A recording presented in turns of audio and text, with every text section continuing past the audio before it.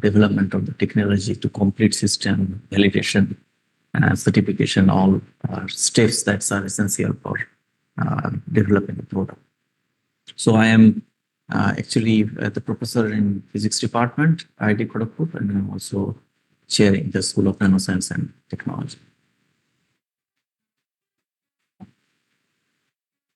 Yes, so we talk about sensors as the previous speaker also has already elaborated the necessity of sensors in the healthcare domain.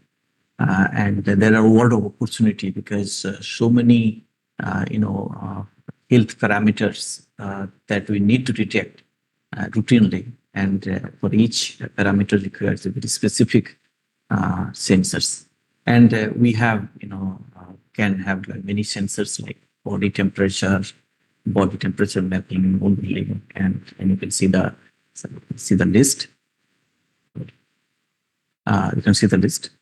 And what we do is that we use organic field effect transistor as the platform for sensor development, and which I'm sure you know that how basically the transistor works. So you have a semiconductor layer, and in this particular case, we take organic semiconductor and current flow through this device.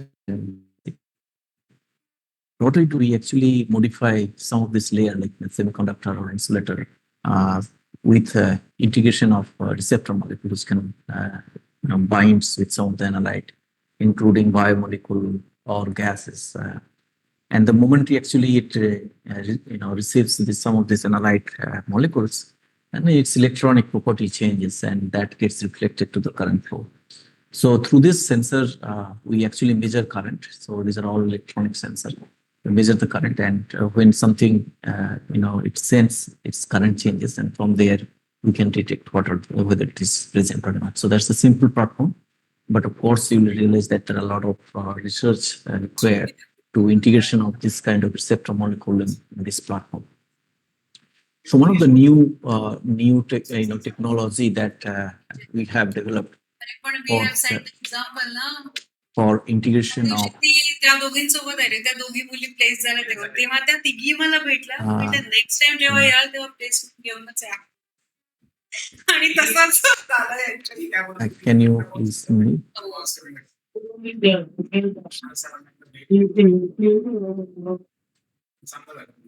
खूपच चांगला. I am extremely happy कारण खूपच challenging. Can organizer please be? I am serious in that one. That girl is the topper in my class. She's also a very good friend of your that one. We used to take the attendance and all.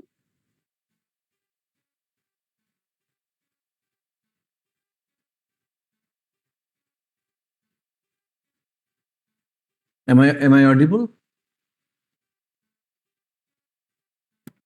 Yes, sir. Yes, sir. Yes, sir. Okay, sorry for some disturbance came, so I had to stop any. So what the technology that we have developed of integration of the receptor molecule into the FET platform is typically like, it has been functionalized, and functionalization is, of course, like there are a lot of chemistry involved, and it's not scalable most of the time. So what we have done is that we developed techniques where we actually take the receptor molecule and integrate with the semiconductor channel material through the diffusion into the grain boundaries of the semiconductor. And as you see here, it's basically the pentasine semiconductor film, and there are lots of grain boundary, and we can capture this receptor molecule just by like pure Pendarrow interaction into the semiconductor material. And moment it actually receives some of these analyte molecules, actually there are changes in local changes in electronic structure, which gets reflected into the current flow. So that is how precisely we develop sensors. And I'll just go through some of the sensors that we have. Now, there are many sensors that we develop in the lab. So I have listed few of them, which are targeted to the healthcare application, but not limited to only healthcare. As you realize that, they have many other applications, for example, temperature sensors. And this temperature sensor is ultra-fast, flexible. And in this case, we have used the sensing material as barium titanite, which is a ferroelectric material, which is dielectric constant changes when it actually heat it up. So we use this, as a gate dielectric layer, and then we develop the sensors. And it is ultra fast. It takes only millisecond time to measure your body temperature, and it has a sensitivity of millikelvin. So it's extremely fast and sensitive temperature sensors. It of course it doesn't have in the market at the moment, and it is flexible at the same time. So we have developed a few of the technology using this temperature sensor for health monitoring, like body temperature monitoring, sleep apnea, which I'll be talking about. Then there are other set of sensors for biosensors, which are point of care sensors. Like you do not need to actually process the blood for detection of some of the molecules. For example, albumin. Indirect blood can be used right in the sensors platform, and it can immediately tell you what is the level for albumin. Similarly, during the COVID period, we developed the SARS-CoV-2 detection systems. There are chemical warfare detection systems. So they are all fate-based sensors for point of care detection. Similarly, we have silver nanowave-based strain sensor, which we demonstrate for monitoring heart rate and blood pulse rate. So which I'll be also talking about a little bit. And then there are moisture sensors, which are about protein material, some of the proteins for targeted application for wound healing and breathing pattern. And this is the new area that we have started working on, which are mainly the synaptic device, artificial proton pumps. So these are all protein-based biodegradable device, which particularly targeted to healthcare application. Of course, there are a lot of R&D that we actually carry out before developing sensor. But of course, pushing into a technology is another ballgame that I'll be talking about. And we have developed a smart spirometer using one of the sensor, temperature sensor. And this is for detection of COPD, asthma, like all pulmonary dysfunction-related diseases. And its clinical validation is going on in AIMS, Nagpur Hospital in Chennai, and in Nagpur Hospital. There is other system, which is Sleep-Eye, which is a smart mask that also is developed with one of the sensor. And the OptiBreath is basically combined CPAP BiPAP system with oxygen-rich environment, which we started developing parts by parts. We have already developed, but we're trying to integrate it. And as you see that there are a lot of publication that actually confirms the indigenous nature of the sensors, and of course where there is a important technology involved, we get patented as well. So all these figures that you see are essentially the data that we had from home. Now, just looking at the identifying the health problem, as you see that the sensors has a world of opportunity.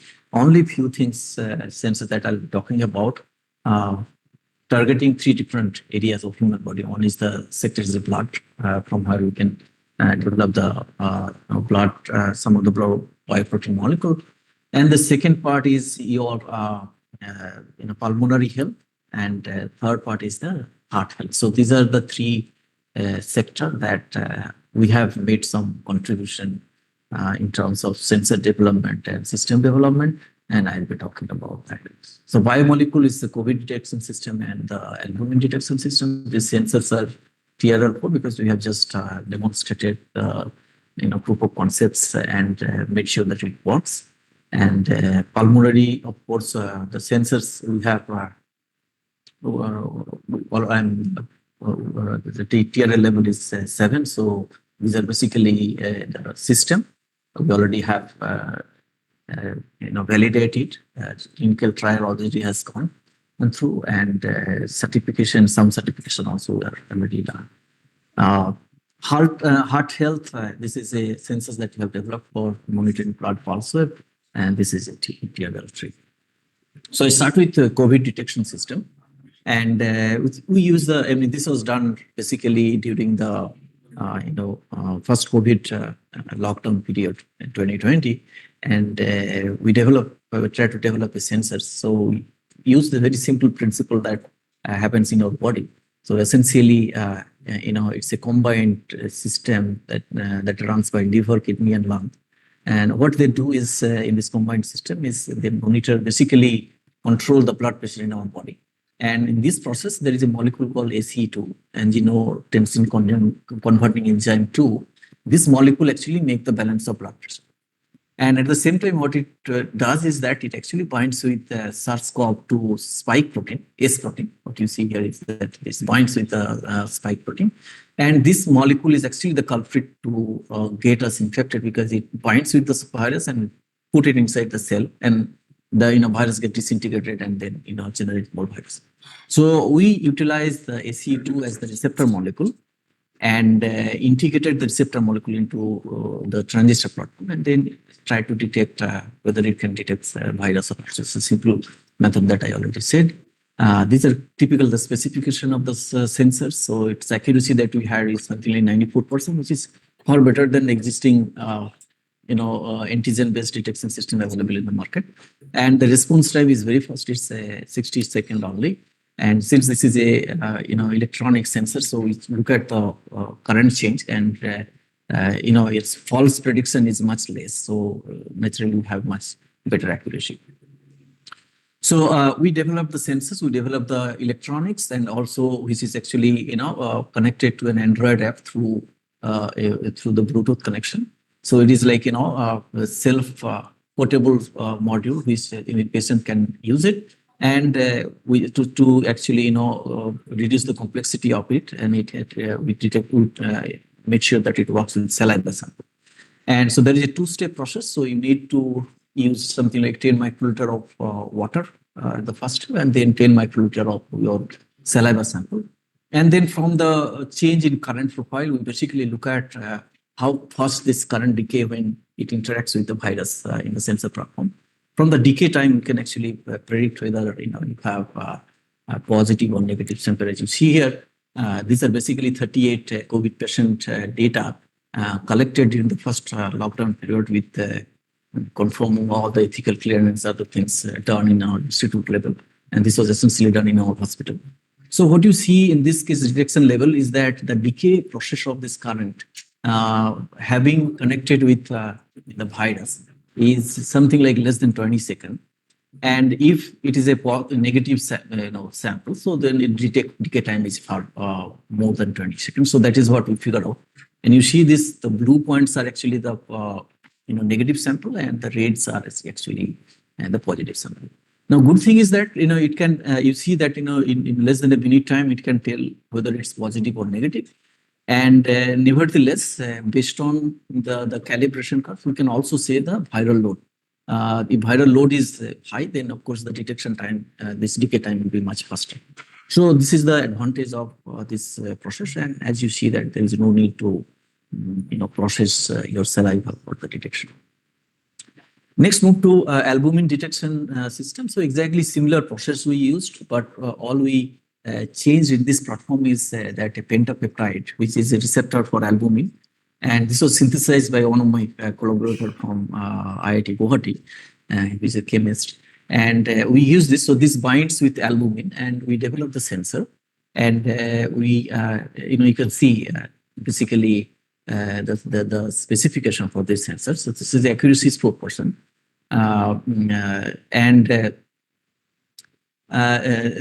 Detection time is essentially less than a minute time. So it detects. And of course, the other technical specification I have. So let me just show you the data. So what you see here is that the sensors can actually, it has a huge range of detection length. So it's something like millimole to picomole concentration it can detect. So that's one of the advantage that any level it can detect the same sensor. And it has a selectivity, of course, that we made sure that it's selective to all other proteins that we have normally in the blood. So it's selective to HSA protein, that's the albumin. And we confirm that our sensor data, for example, one of the blood patient data, so the sensor data is 4.4 gram per deciliter, whereas the clinical methods detected the same blood is 4.1 gram per deciliter. So we are extremely close to the pathological data. So these sensors showed very promising results for detection of this albumin detection. And the good thing is that it's basically, it doesn't need, it's use the direct blood. So 10 microliter blood can be used.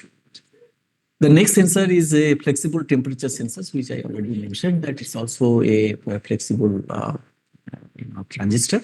And this HBTO, so barium titanite, is essentially the sensing material. And what you see here is the specification. So it's 20 to 60 degrees centigrade it works. And resolution is like 0.001 degree. Accuracy is 0.01 degree. And the response time is 24 milliseconds. So that's a far better sensor than any temperature sensor available in the market. So what we see is some of the data, like, we did calibration. Calibration is like, 80 nanoampere per degree centigrade. So we can measure much smaller change in less than a degree. And these are all flexible in nature and they are extremely stable, we confirm. And so this is extremely good candidate for commercial using these sensors.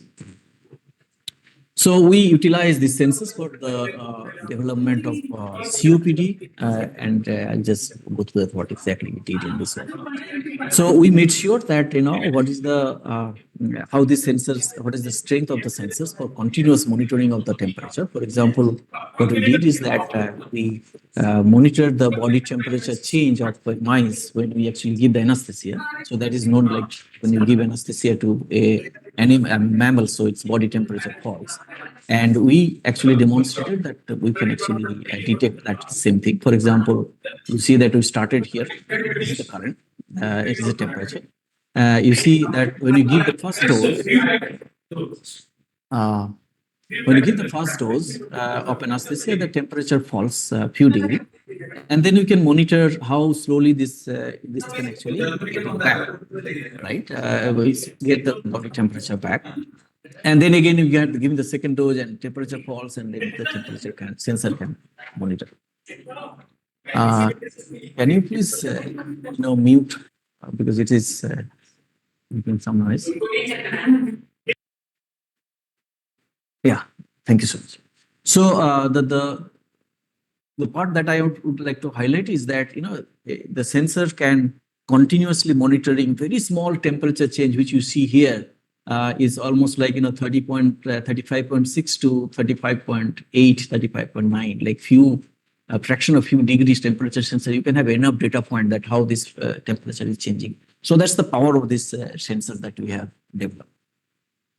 So what we next thought that maybe since this is a very sensitive temperature sensor, very responsive temperature sensor, we can actually profile the temperature variation of our inhale and exhale air just to profile how we are breathing. And there are a lot of application for profiling the breathing pattern, because you actually can talk about how well you breathe in and breathe out. That's basically related to all the pulmonary dysfunction related disease, because it's sort of like COPD, asthma, where actually you depleted your pulmonary tract and you actually have trouble in taking breathing. So we developed a sensor system, and it is essentially the spirometer, smart spirometer. As you can see, some of the prototype that we have already developed, and this is the sensor. And this is again a IoT-based device. It has an electronics which is connected to the Android app through Bluetooth, and the data is transferred to our cloud server, and we do all the analysis there, and then the report is generated immediately. As you can see here, also this measuring the inhale and exhale profile on the mobile app, and the data is uploaded to the cloud server, and then of course you get the report, which I'm going to show you. Now, what is the necessity of this smart spirometer? I mean, it is essentially said that in a no less than pandemic in India, it's alone killed some in 2017 data. It says that it killed 1 million people in India itself. So, which in fact we do not even know that what is the impact of this COPD disease, right? And unfortunately, if you look at the data that in India, that 20% we share 20% of the COPD patient, and 32% of them are actually COPD burden, and this COPD burden comes from mostly 90% of the low to lower middle income countries. So that indicates that this disease is not treated, and the gold standard for this treatment of this disease is spirometer, which of course only 10% pulmonologists in India use this techniques to detect. I mean, not only the pulmonologists, but if you look at the other physicians, like 30% chest physicians, 70% general physician, 90% general practitioner, and 80% pediatrician, they do not use spirometer to diagnose obstructive airways disease. So that's the critical problem of a country like us, that we need a smart spirometer, which is much more affordable, and it's a handheld machine. It can even taken by the ASA Kurmi to house after house and can detect the disease. So that is the whole idea that we had and developed this prototype. So just to demonstrate this machine, I hope you can listen, right?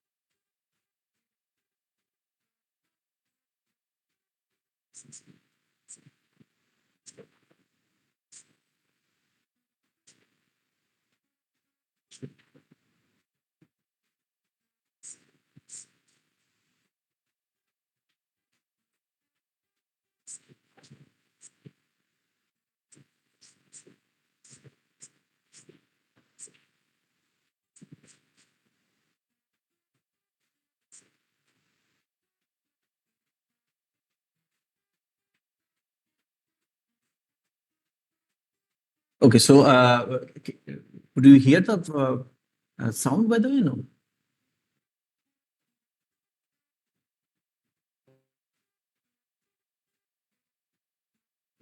Okay, maybe say I move.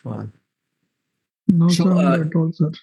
No sound, right? So I think something went wrong. So anyway, so that was the demonstration. I think you could actually figure out what exactly went on. And that is basically the demonstration of the device that we have developed. Now, if you look at the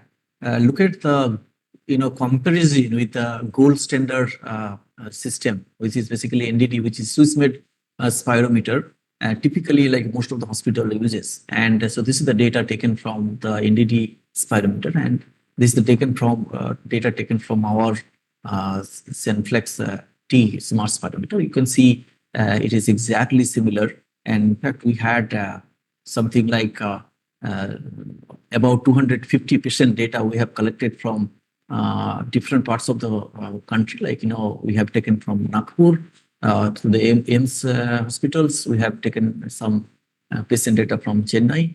And in the eastern region, of course, the Medinpur Medical College, which is close to our institutes. And then, of course, we have some NGO also who are taking data from different fields. So what you see is currently the first phase of our validation. So we are very close to the gold standard. And now second phase, we are ready for the second phase, validation of it. We have modified the design, and hopefully in next 6 months, we complete the validation first. And then, of course, the things which will be left is the certification. Of course, the first certification from CDSCO we already got. We need to have the second one. Then, of course, we'll be ready to launch into the market. There are industry partners involved with this, and there is a startup company which we incubated to commercialize. So not only to actually monitor your breathing pattern, but we also have confirmed that it can actually act like a mainly to measure the carbon dioxide concentration of your exhale air. So that's very important, in fact, in this particular case. So this is another medical device. It's called capnography, which monitor your end-tidal CO2. And if you look at the profile, which are actually, these are the data measured from our spirometer. And this is the typical profile for spirometer, for capnography. And you see that is very close to resembling the standards capnography profile. And this shape of this capnography profile actually tells a lot about your health, right? So typically capnography, you see that it's a basically clinical procedure. You have to go to clinics, and there are a lot of sensors are connected to it. But this small handheld device can actually replicate the profile very easily. And the things is that you see that there are different kind of profile, capnography profile actually represent different kind of complexity in your health, right?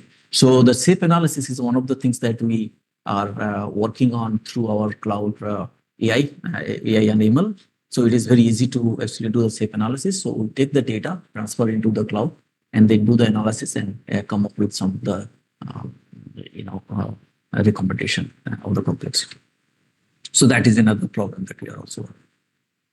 Next one is the just to understand that since we are into a startup company, so we did the analysis of market size, and we see the market size is like 21 to 31.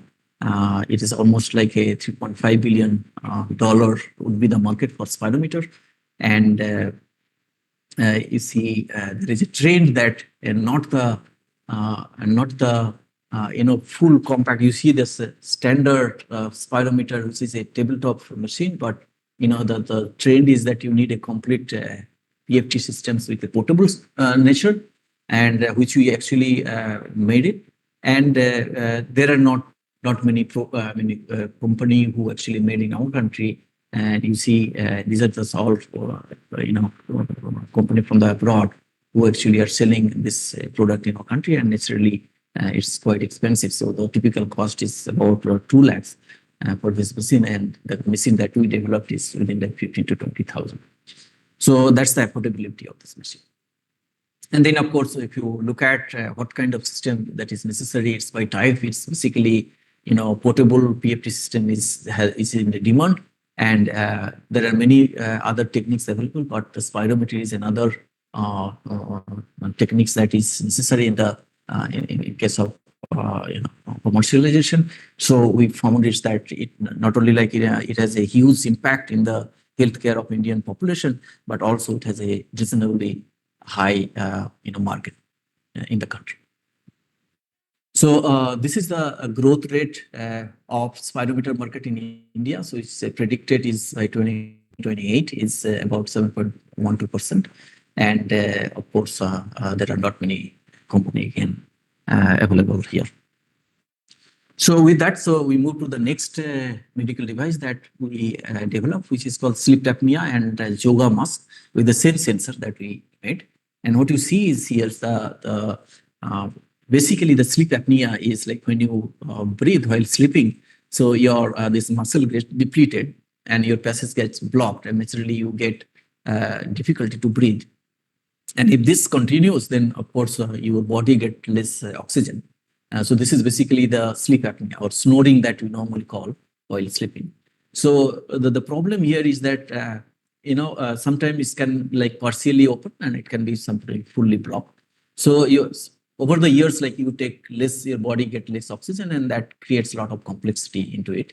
So what you need to do is for that, like what is the level of complexity that you have developed in your body? There is a test called polysomnography, and typical cost in Kolkata, we figured out it's like 13,000 to 18,000 per sitting, which is definitely not affordable to normal people.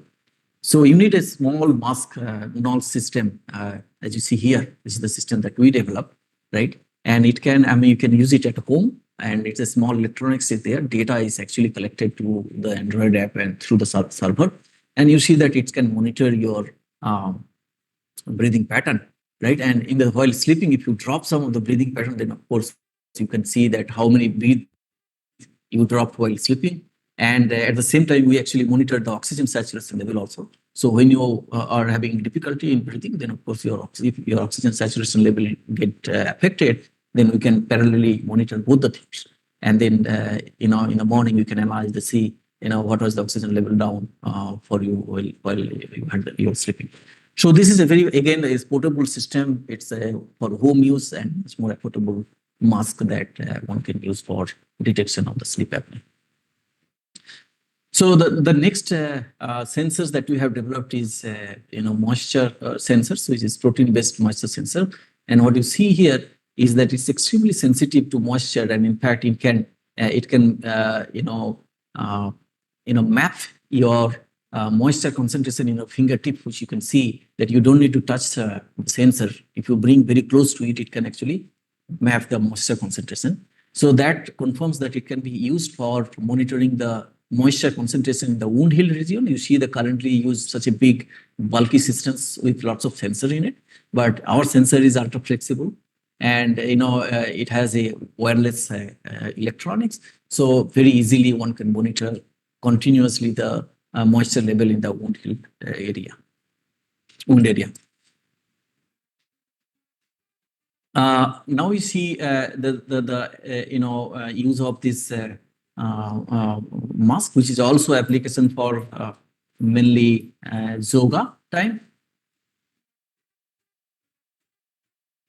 So you can see that your breathing profile while you do the yoga can be monitored, and you see that they are different in nature. So this has, of course, there are a lot of applications for the trainers, like for the trainer for the sportsmen. They actually need to monitor your breathing pattern while the training is being done. So we got a lot of demands for this kind of mask that there is a market demand. So we developed this one and demonstrated that can be used for as a yoga mask as well. So this technology was, of course, in the last event of METI is Nano Electronics Roadshow in Bangalore, IIC. So we were the winner of the futuristic medical device. This is actually my team, and see that's our secretary also was visited our stall, and it has in fact gone through many demonstrations in different places like the Digital India and then any other electronica in Bangalore. So we are in a live demonstration with this machine. So this is the last one. So heart health, as I already said, that there's we have also developed sensors for monitoring heart health. And what you see here is basically typically like a ECG normally we do. And this ECG profile is essentially tells you that you have different valves right inside your heart, how these valves are actually closing and opening. So that gets reflected to the ECG pattern, right? So basically it put the pressure on the blood vessels, right? So one can, ECG is one of the things, as you know, that it's again a clinical procedure, but what we have developed a small sensor. So this is a silver nanowire-based sensor. And if you actually mount it in one of the artery, then you can actually very clearly you see this pulse wave which is passing through your one of the artery, blood pulse wave. And this kink, the notches that you see as essentially represents how these valves are actually closing and opening. So the profile that you get here, for your profile and my profile, of course, will be different. The shape of this curve will be different, and from again the shape analysis can tell you how good your valves are opening or closing, how they are functioning. So if you look at this list, that just by looking at the shape of this curves, right, there are a lot of critical disease can be predicted, and it is very easy for us because just mount the sensor in the artery and get the profile and transfer it to the cloud for shape analysis. And once you identify the shape, then I have the list of the disease that can be predicted even quite early. And these are all, as you understand, that these are all portable handheld machine with a very efficient indigenous sensors, but it is can be used for multiple parameter monitoring, which are very critical, in fact, for early detection of early diagnosis of the disease. So with that, I think I still have some 5 minutes time left. I thank my funding agency. Of course, the METI played very important role. The spirometer and the temperature sensors are actually developed by all the support of METI, and not only developing the sensors, but also we could actually push it to market all through. We got the enormous support from METI, and I thank for that. DST is also supporting, and this is my research team. So with that, I thank you for your kind attention. So I'll be very happy to take a few questions if you have. Sir, am I audible? Yes, yeah, you are audible. So, Yes, sir. Sir, first of all, thanks for the wonderful presentation, sir. I have a query in the slides somewhere around 15 to 20. So can you please go to those slides, sir? yeah. So, Somewhere you mentioned about this 3 hospitals were involved in ethical signing. yeah. Slide number 20, sir. Yes. Yes. Can you see this? Yes, yes. Right. Sir, actually, sir, in this, sir, I see these statements like MOU signed with all 3 colleges and institute ethical clearance done with all medical colleges. So I just want to understand on that second statement. Institute ethical clearance means at the medical college side. So I just want to understand, like, so what is the sequence of steps that we need to follow while doing clinical trials for such kind of medical device? So first, I mean, I just want to know the thoughts on that. Sure. Sir. This is very important. And in fact, we had also no knowledge that how to actually start the clinical procedure. So it took a long time for us to understand the mechanism. So essentially, there are different level of clearance that you need to take for, because these are different class of medical device, right? So you cannot use it without clearance from regulatory authority. You cannot use it to human body. So the first thing that you need is that institutional ethical clearance. So for example, in IIT, we have a ethical committee, which is approved by the government of India. And they look at the, procedure, that proposed procedure that what we are going to plan with the medical validation. And they confirm that, yes, this is possible, right? So that first clearance that you have to take from the institute. And then if it is done, it has to be done in the particular hospital. So each hospital also has their ethical clearance body. So you have to put a proposal there, and you have to get the ethical clearance from the hospital as well. So all the institution involved in this kind of ethical, this medical validation purpose, it has to be, first you have to get the ethical clearance from them. And the second is the MOU we had to sign, because, it is basically developing with IIT, and some part is being done with hospitals, right? So that is also a government or private organization.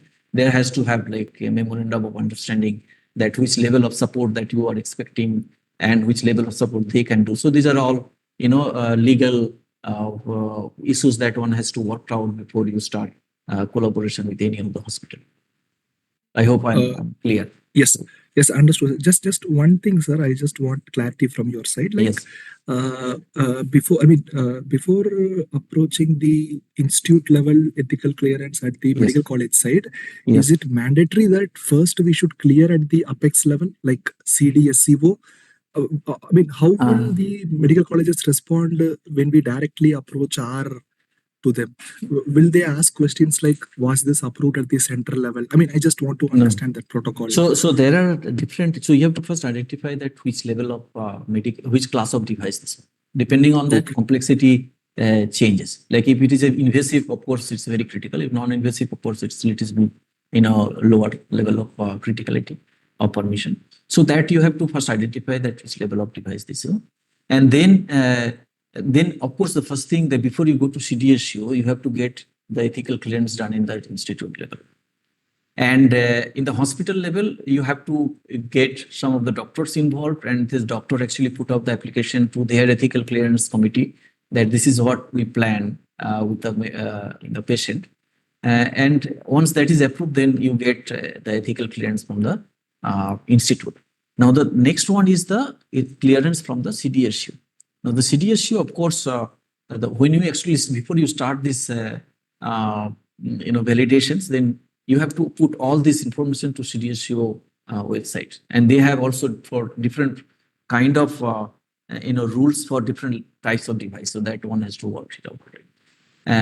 So that one has to do that. And then you don't need to get the CDSCO permission to start the validation. Only thing of course, one permission that you need is there is one thing called the preclinical validation, and other is the post-clinical validation. So preclinical validation you can carry out with the Institute Ethical Clearance,